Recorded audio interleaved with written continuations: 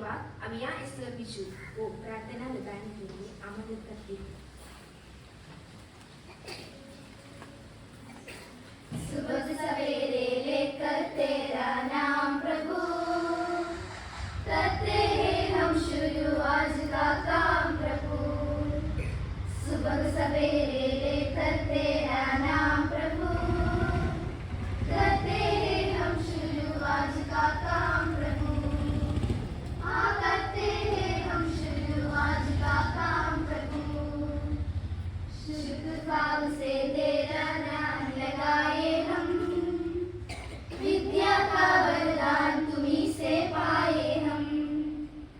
शुद्ध भाव से तेरा ज्ञान लगाए हम, विद्या का वरदान तुम्हीं से पाए हम। हाँ विद्या का वरदान तुम्हीं से पाए हम। तुम्हीं से आकाश तुम्हीं अंजाम प्रभु, करते हैं हम शुरू आज का काम प्रभु। हाँ करते हैं हम शुरू आज का काम प्रभु। सुबह सवेरे लेकर तेरा नाम प्रभु, करते हैं हम शुरू आज का काम प्रभु। हाँ करते हैं हम शुरू आज का काम प्रभु। हे भगवान, हम आपको इस नए दिन के लिए धन्यवाद देते हैं। हमें मदद करें और आपकी इच्छा पूरी करने के लिए हमाश मार्गदर्शन करें। हमें हमारे माता पिता शीश को और हमारे दोस्तों को आशीर्वाद दे। हमें समझ और ज्ञान दे और हमें बच्चों के रूप में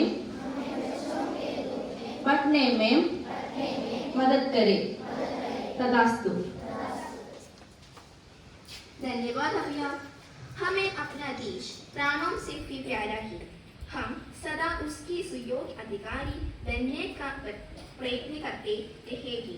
इसलिए प्रतिज्ञा प्रदान के लिए संकीर्तना को आमंत्रित करती हूँ। भारत हमारा देश है। हम सब भारतवासी मेरा भाई बहन है। हम अपना देश प्राणों से भी प्यारा है। इसकी समृद्धि और विविध संस्कृति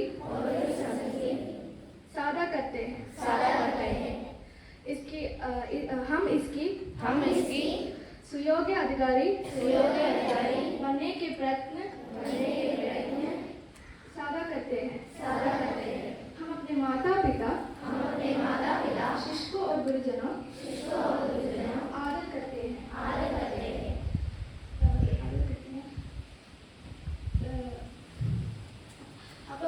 हम अपना देश और देशवासियों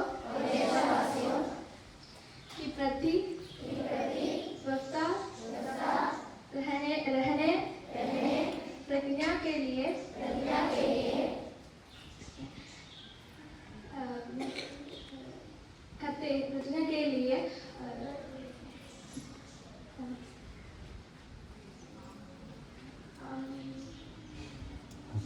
करते हैं।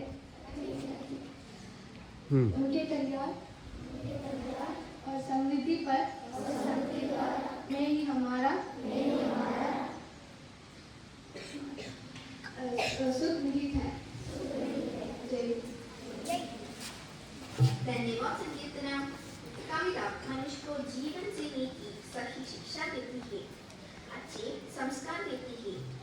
इसके अतिरिक्त कविता मानव मात्र को और ऊंचे आदर्श पवित्र धारण और अटल आत्मा को धारण करने की ऊर्जा और शक्ति देती है।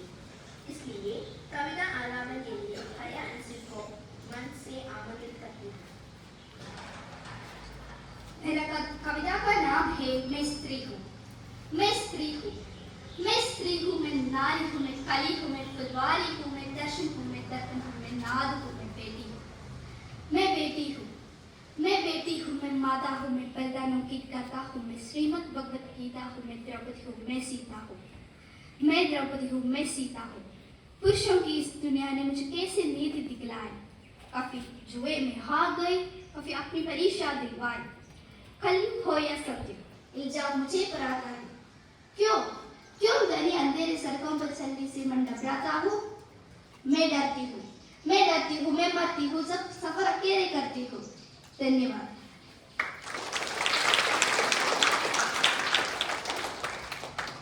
धन्यवाद खाया।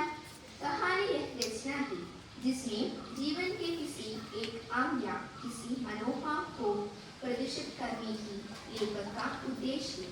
इसलिए आपके सामने एक कहानी प्रस्तुत करने के लिए मालविका सुरेश को आमंत्रित करते हैं। Sport Stantis. नमस्ते।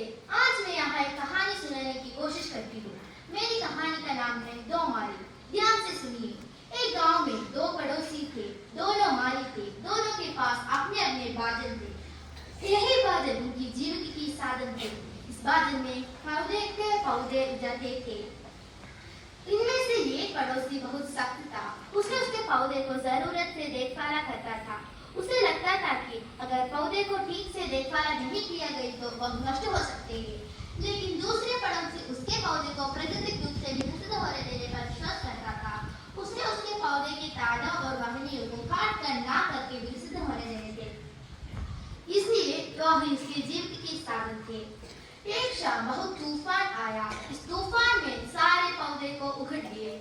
जब अगले सुबह जब संत पड़ोसी उड़ा तो उसने पाया कि उसके सारे पौधे उखड़ गए।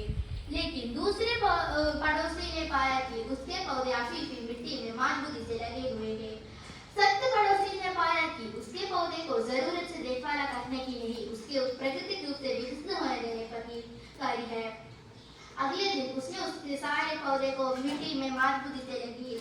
उसने उसके पौधे के थानों और वाहिनियों को काट कर ना करके विकसित होने देने पर गई।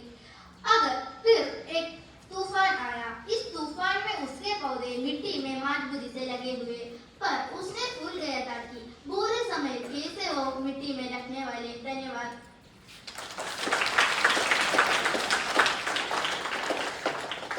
धन्यवाद मालविका।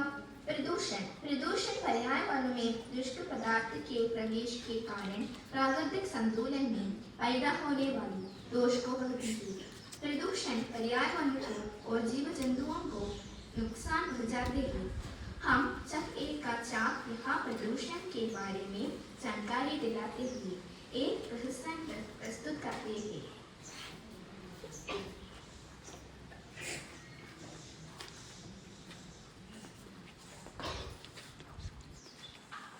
दादाजी दादी जी नमस्ते। अरे दादाजी यह क्या हुआ दादाजी, आप ठीक तो है ने?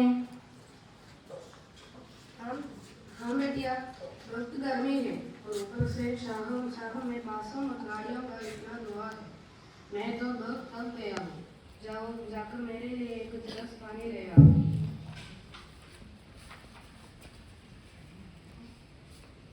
दादी जी धुएं से आप इतना कैसे थक गए? अरे बेटा, गांव की स्वच्छ व ताजी हवा में रहने से शहर का प्रदूषित पर्यावरण बिल्कुल भी सहन नहीं होता। दादाजी यह प्रदूषण क्या होता है?